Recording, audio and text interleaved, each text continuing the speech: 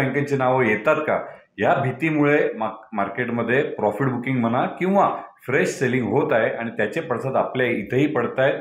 विशेष करून आपल्या येथील IT कंपनीजमध्ये पडतायत. आम्ही आमच्या क्लायंटला NIT कायमच सांगतोय. 300 होता तेव्हा सुद्धा सांगतो, 400 होता तेव्हा सुद्धा सांगतो, आता 342 आहे. दुसरा बिर्ला सॉफ्ट 272 आहे, तो पण चांगला आहे. फक्त दीर्घकालीन व्यवस्था नेहमीप्रमाणे मार्केट बाउन्स देईल. यावेळेस मार्केट बाउन्स द्यायला थोड्याशा अडचणी आहेत. सगळ्यात महत्त्वाचं आपण आता जनरल इलेक्शन्सच्या इयरमध्ये जातो. 2024 मध्ये आपले जनरल इलेक्शन्स आहे आणि जर मार्केटला अपेक्षित निकाल नाही आला इलेक्शनमध्ये तर मार्केटला खूप मोठा सेटबॅक बसू शकतो. रितेश, मागचे 15 दिवस मार्केट एकदम उलतापालत दाखवतो. उलतापालत म्हणण्यापेक्षा जोरदार पडझड दाखवतोय. आधी सगळ्यात पहिले हिंडनबर्गचा रिपोर्ट आला, त्यानंतर अडाणीच्या सगळ्या स्टॉक्समध्ये वाताहात हा शब्द कमी पडावा अशी पडझड झाली. त्यानंतर आता नुकतंच ते सिलिकॉन व्हॅली बँकच्यामुळे झालं. आता सामान्य गुंतवणूकदार घाबरलाय. ते काय नक्की कुठंपर्यंत जाणार, कधी थांबणार आणि याचं काय भारतातल्या स्टॉक मार्केटवर, इकॉनॉमीवर, IT वर स्पेसिफिकली काय इम्पॅक्ट व्हायला पाहिजे? सगळ्यात महत्त्वाचं, गेल्या 5 दिवसात मार्केट जवळजवळ 5,000 अंशांनी खाली कोसळला या संदर्भात की मार्केट जरी 3,000 पॉईंट म्हणजे तो होतो 5%, पण शेअर्सचे भाव हे 10 ते 20% खाली आलेले आणि त्याचा इम्पॅक्ट सामान्य जनांवर, सामान्य गुंतवणूकदारांवर होतो. कारण की निगेटिव्ह रिपोर्टिंग होतो. बऱ्याचशा गोष्टी न कळल्यामुळे लोक थोडेसे कन्फ्यूज होऊन जातात, गोंधळलेल्या स्थितीत जातात. तर मी तत्पूर्वी एकदम थोडक्यात तुला सिलिकॉन व्हॅली बँकचा घोटाळा काय हे सांगतो. गेले कोरोनाच्या काळापासून मार्केटमध्ये पहिले बंदीचे वातावरण, त्याच्यानंतर मार्केट स्टेबिलाइज होऊन परत तेजीकडे व्हायला लागले. यातले बऱ्याचशा IT कंपन्या ज्यांना त्यातल्या त्यात स्टार्टअप कंपन्यांना सिलिकॉन व्हॅली बँक US मधली ही बऱ्यापैकी फंडिंग करायची किंवा गुंतवणूक यांना करायची आणि त्यामुळेच त्यांच्याकडे ज्यावेळेस सरप्लस पैसा या कंपन्यांकडे यायचा ते या बँकांकडे डिपॉझिट्समधून किंवा गुंतवणुकीसाठी द्यायच्या. ज्यावेळेस फेडनी गेल्या वर्षीपासून व्याजदर वाढीला सुरुवात केली, तत्पूर्वी काही काळ अगोदर ह्या कंपन्यांचे पैसे या बँकांकडे आले, मोठ्या प्रमाणात या ठेवी आल्या आणि ह्या ठेवी कुठं गुंतवाव्यात, सेफमध्ये कुठं गुंतवाव्यात, तर यांनी फेडच्या बॉन्ड्समध्ये, US गव्हर्नमेंटच्या बॉन्ड्समध्ये, ट्रेजरीजमध्ये हे पैसे त्यांनी गुंतवायला सुरुवात केली. बरं, त्यावेळेस व्याजदर होतं $1, 1%, 1.5%. आणि ज्यावेळेस तुमचं जसं आपल्या इथं RBI हे ज्यावेळेस व्याजदर वाढीला सुरुवात करतं, या बॉन्ड्सवरचं जो एक्सपेक्टेड रिटर्न असतो तो हळूहळू निगेटिव्ह व्हायला सुरुवात होतो आणि बघता बघता फेडनी व्याजदर वाढ ही 4.5-5% नेली आणि ह्या बॉन्डवरचा जो मार्क टू मार्केट या बँकांना करावा लागतो, आपल्या इथेही करतात, तो निगेटिव्ह व्हायला लागला. म्हणजे सपोज यांनी जर 100 रुपये गुंतवले असतील आणि त्यांना त्याच्यावर जर ₹1, ₹1.5 परतावा, 1.5% परतावा भेटायचा असेल तर त्याच्यासमोर आता यांचे 4-4.5% हे लॉसमध्ये जायला लागले. आता तू म्हणशील 4-4.5% एवढा काय मोठा फरक पडतोय? कारण गुंतवणुकीली ही रक्कम ही काही अब्जांमध्ये होती आणि त्याच्यातून होणारा जो लॉस आहे, हा जो गेल्या आठवड्यात त्याचा आकडा आला, तो होता जवळजवळ 15,000 ते 17,000 कोटींचा हा लॉस होता. बरं, हा एवढ्या मोठ्या बँकेसाठी हा 15-17,000 कोटीचा लॉस हा क्षुल्लक आहे.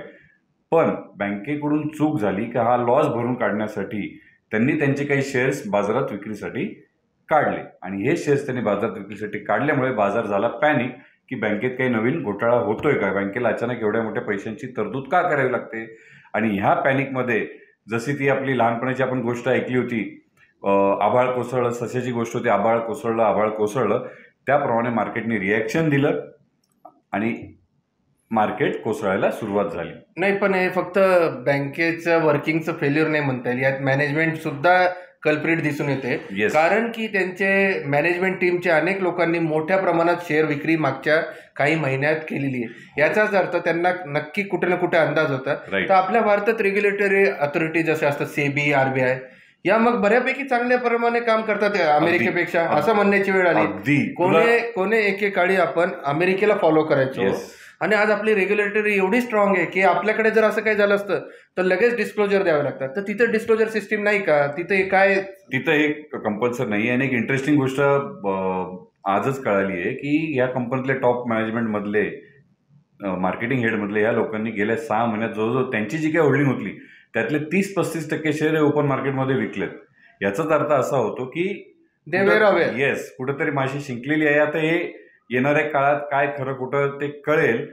आणि त्या अनुषंगाने अमेरिकेच्या मार्केटमध्ये पडझड होते, विशेष करून तेथील बँकिंग स्टॉक्समध्ये पडझड होते की नवीन जर कुठं आली, जसे सिग्नेचर बँकेचं नाव काल आलं, अजून कोणत्या बँकेची नावं येतात का, या भीतीमुळे मार्केटमध्ये प्रॉफिट बुकिंग म्हणा किंवा फ्रेश सेलिंग होत आहे आणि त्याचे पडसाद आपल्या इथेही पडतायत, विशेष करून आपल्या येथील IT कंपनीजमध्ये पडतायत. पण मला एक प्रश्न विचारायचा वाटतो, लार्ज कॅप आयटीज बद्दल आपण खूप स्पेसिफिक असतो, पण मिड कॅप आयटीज बद्दल ज्याचा तुझा अभ्यास पण खूप चांगला आहे, तुला काय वाटतं गुंतवणूकदारांनी काय करावं? नाही. आणि एखाद दोन उदाहरणं पण सांग. आता आपण ऑलरेडी आपण आता मागच्या 6 महिन्यापासून 1 वर्षापासून mid cap small cap IT मध्ये नुसतं सेलिंग बघतोय. ज्या 600चे अनेक शेअर जे आता 250-300ला अवेलेबल आहेत, जसे NIT, बिर्ला सॉफ्ट, असे 2 नावं मी आता घेतोय. NIT मला वाटतं 350 अनेक शेअर आहेत. बिर्ला पावणे 300 रुपये. तर रिस्क रिटर्न म्हणजे जोखीम आणि परतावा याचे जर मेळ घातला तर आता जोखीम 10%ची निश्चित आहे, 20% पण होऊ शकते कारण की ते SVC बँकेचं झालंय. पण जर तुम्ही परतावा दीर्घकालीन म्हणाल तर मला किंवा आम्हाला mid cap IT, small cap IT यात खूप चांगला परतावा येणाऱ्या काळात दिसतोय. आणि जेव्हा आता फॉल झाला हा मागं 2-3 महिन्यात ह्यूज, म्हणजे आपण त्यांना एक ॲग्रेसिव्ह फॉल म्हणू शकतो की 3-4 महिन्यातच 40-40% वाढले. मार्क माय वर्ड्स ही नोंद करून ठेवा, आत्ता नाही, नॉट इमिजिएटली बट डेफिनेटली जेव्हा सुद्धा रॅली होईल ती पण वाईल्डच असेल. 5-6% वाढला आणि थांबला तसं नाही, 25-30% वाढणार. उदाहरणार्थ 15-20 दिवसापूर्वी सोनाटा सॉफ्टवेअर जो शेअर खूप घटला होता मिड कॅप IT मधला, तो जेव्हा वाढायला लागला तर एकदम 10 दिवसातच 28% वाढला. तसंच अजून एक उदाहरण आहे Cigniti tech. You have to be in right stock. आणि राईट स्टॉक म्हणजे त्याची सगळ्यात महत्त्वाचं, आपण वेळोवेळी लोकांना सांगत आलो, कॉर्पोरेट गव्हर्नन्स चांगला, मॅनेजमेंट चांगली, अशा स्टॉकमध्ये घ्यावे. आम्ही आमच्या क्लायंटला NIT कायमच सांगतोय. 300 होता तेव्हा सुद्धा सांगतो, 400 होता तेव्हा सुद्धा सांगतो, आता 342 आहे. दुसरा बिर्ला सॉफ्ट 272 आहे, तो पण चांगला आहे, फक्त दीर्घकालीन व्यवस्था. म्हणजे परंतु तुमचं म्हणणं आहे 400ला पण तुम्ही घेऊन दिला, 350ला पण घेऊन दिला आणि 300ला पण घेऊन दिला. Right. तुमचे क्लायंट कुठे पॅनिक झाले नाही? नाही, त्यांना पण कळतं की ग्लोबल सिनारिओ आता हळूहळू चेंज झालाय. आपल्या भारताच्या मार्केटसाठी 2023-24 मी फायनान्शियल इयर म्हणतोय. आता वी आर ऑलमोस्ट मार्च एंडला आपण आलो. Right. आता आपण फायनान्शियल इयरचं बोलू असता. हे वर्ष जरा मार्केटमध्ये खूप ऑप्टिमिस्टिक न राहता कॉशियस राहण्याचं आहे. तर कॉशियस राहताना तुम्ही जर विचाराल की मग माल विकला पाहिजे, नाही, जर तुम्ही लिव्हरेज नसाल, लिव्हरेज म्हणजे तुमच्याकडे जेवढं कॅपिटल आहे तेवढेच तुम्ही घेतले असतील, यू कॅन होल्ड, आणि चांगल्या कंपन्या असतील तर तुम्हाला अजिबातच विकण्याची गरज नाही. चांगल्या कंपन्या जे मी वारंवार सांगतोय. परंतु जर तुम्ही लिव्हरेज असाल आणि तुम्ही चुकीची आस लावून बसलाल की नेहमीप्रमाणे मार्केट बाउन्स देईल, यावेळेस मार्केट बाउन्स द्यायला थोड्याशा अडचणी आहेत. सगळ्यात महत्त्वाचं, आपण आता जनरल इलेक्शन्सच्या इयरमध्ये जात आहोत. 2024 मध्ये आपले जनरल इलेक्शन्स आहे. स्टेटच्या इलेक्शन्स आपल्या भारतात दरवर्षी 2-4 स्टेटचे महत्त्वाचे इलेक्शन चालले असतात.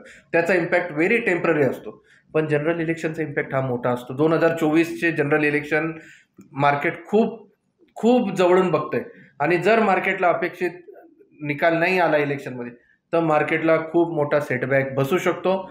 त्यामुळे इथून पुढे जरा हे वर्ष सावधानतेने राहिलं पाहिजे. म्हणजे तुमचं असं म्हणणं आहे का, मोठ्या गुंतवणूकदाराप्रमाणे सामान्य गुंतवणूकदारांनी पण 24च्या रिझल्टच्या अगोदर 5-6 महिने अगोदरपासून थोडंसं तयारीत राहावं, फंड्स रेडी ठेवावे? एक मानसिक तयारी अशी असली पाहिजे की पहिली गोष्ट तर आपण लिव्हरेज नसावं. दुसरी गोष्ट, पडझड विदाऊट रिझन झाली तर माल घेण्याची ताकद असावी. आपण लिव्हरेज असलं तर माल घेण्याचा सोडत जो माल आहे तो विकायची पारी येते. त्यामुळे 2024 हे ठरवणारं वर्ष आहे की ते धोक्याचं आहे की मोक्याचं आहे. ओके. आणि एक तर जनरल इलेक्शन आहे, दुसरं एक थोडंसं इकॉनॉमीचा कानोसा घ्या तुम्ही. थोडीशी डोमेस्टिक इकॉनॉमीमध्ये थंडपणा येतोय. आपण जे चॅनल चेक केलं, चॅनल चेक, ज्या गाड्यांना without taking any brand name, ज्या गाड्यांना 1-1 वर्ष वेटिंग होतं ते आता सहज महिनाभरात उपलब्ध होत आहेत. ओके. तसंच बाकीच्या अनेक ठिकाणी बऱ्यापैकी बार्गेन हंट आपण म्हणतोय. त्यातल्या त्यात आपण एक म्हणू शकतो की यातल्या यात एक सुखद धक्का म्हणजे ओव्हरऑल रिअल इस्टेट मार्केट हे खूप स्टेबल, आणि आपण अनेकदा बोललो हे खूप स्टेबल आहे. मागं 1.5 वर्षात आपण अनेकदा बोललो, 1.5 वर्षात मागं लेट्सअपच्या व्ह्युअर्सला आपण अनेकदा सांगतो की रिअल इस्टेटमध्ये बऱ्यापैकी स्टॅबिलिटी अपवर्ड बायस आहे. आणि रिअल इस्टेटची मंदी पण 8-10 वर्ष असते आणि तेजी पण 7-8-10 वर्ष असते. त्यामुळे रिअल इस्टेट शेअर नाही म्हणते मी, रिअल इस्टेट क्षेत्र यात बऱ्यापैकी चांगली स्टॅबिलिटी दिसते. म्हणजे गुंतवणुकांचा एक अलोकेशन रिअल इस्टेटसाठी निश्चित असावा. आणि या अनुषंगाने अजून एक विचारायचं वाटतं, एक मध्यंतरी आर्टिकल येत आहेत की या वर्षी एल निनो की जो मान्सून वर इम्पॅक्ट करतो मान्सूनचं 4 प्रेडिक्शन वर्षांनी आता दर 4 एप्रिलमध्ये वर्षांनी तो इम्पॅक्ट येतो. राईट. मान्सूनचं प्रेडिक्शन एप्रिलमध्ये येईल. मान्सूनच्या याचा मार्केटवर नक्की परिणाम होतो. वी कांट डिनाय की नाही त्याच्याने काही होत नाही. FIs थकलेले आहेत हे आपण मागच्या वर्षापासून बघतोय. Wien ever they are getting chance ते जोरात मालाची विक्री करतायत. हे आपल्याला संभाव्य धोके आहेत. आपण खूप म्हणतो की आपल्या म्युच्युअल फंडची ताकद वाढली, पण इट डझंट मीन की आपण FIsला निग्लेक्ट करू शकतो. राईट. तो एक धोका आहे. मोसमी वातावरण म्हणजे पावसाळ्याची शक्यताचा तो एक प्रॉब्लेम आहे. डोमेस्टिक डिमांड थोडीशी इन्फ्लेशनसाठी जो RBIने कंटिन्युअस व्याज वाढवलं, त्यामुळे ऑटोमोबाईल सेक्टर जो एकदम जोरात होता त्याचे नंबर आता बऱ्यापैकी स्टेबल व्हायला लागले. ओके. स्टेबल व्हायला लागले म्हणजे ते खाली जातील का नाही, अजून सुद्धा automobile specially 4 wheeler is sitting on a huge order book. पण ती जी ग्रोथ दिसत होती मागची, काही लोक त्याला पेंटअप डिमांड म्हणत होते, काही ॲक्च्युअल ती आता थंडावली.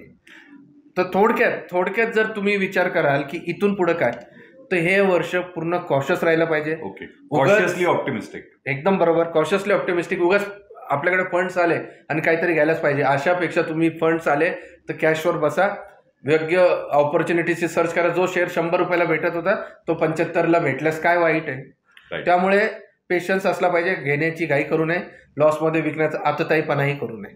तर मी सारांशमध्ये आपणा सर्वांना एवढंच सांगू इच्छितो की मार्केटमध्ये यावर्षी सावधानतापूर्वक पावले टाकायची आहेत. आणि सर्वात महत्त्वाचं, न्यूजपेपरमध्ये किंवा TV मध्ये हे जे मोठे मथळे येतात की मार्केट अमुक लाख कोटींनी मार्केट कॅपिटलायझेशन कमी झालं किंवा मार्केट 2,000 पॉईंटनी पडलं, तर घाबरून जाऊ नका. सेन्सेक्स निफ्टीमधले आपल्या पोर्टफोलिओमध्ये किती स्टॉक्स आहेत हे पहा. आणि सर्वात महत्त्वाचं, स्टॉक स्पेसिफिक अप्रोच तुमच्या पोर्टफोलिओमध्ये ठेवा. थँक्यू.